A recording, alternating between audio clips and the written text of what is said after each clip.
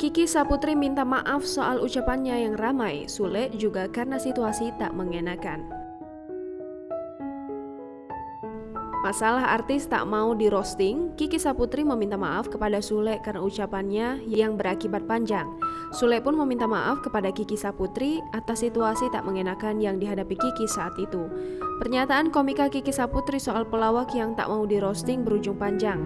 Heboh mengenai pelawak yang tak mau di roasting.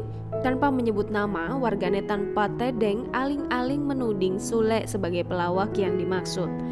Walhasil warganet membajiri akun Instagram Sule karena dianggap sebagai pelawak yang mudah terbawa perasaan alias baperan. Maka Sule dan Natalie Holsker menghubungi Kiki Saputri melalui sambungan panggilan video untuk mencernihkan duduk perkara sekaligus menayangkan secara langsung ke akun YouTube Sule pada Jumat 26 Maret 2021 malam. Pada kesempatan itu, Kiki Saputri mengakui kesalahannya dan meminta maaf kepada Sule. Komika 27 tahun itu juga menerangkan maksud dari pembicaraan dalam konten Denny Sumargo. Menurut Kiki Saputri, ada banyak artis yang tidak ingin di roasting dan bukan hanya Sule.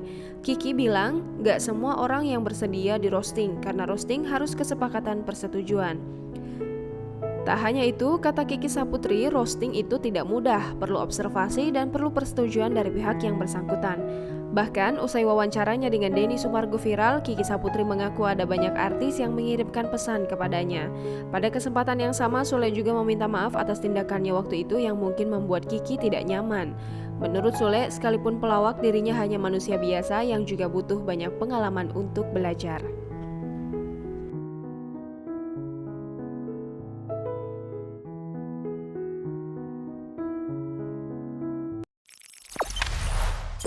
Jangan lupa subscribe, share, komen, dan like ya!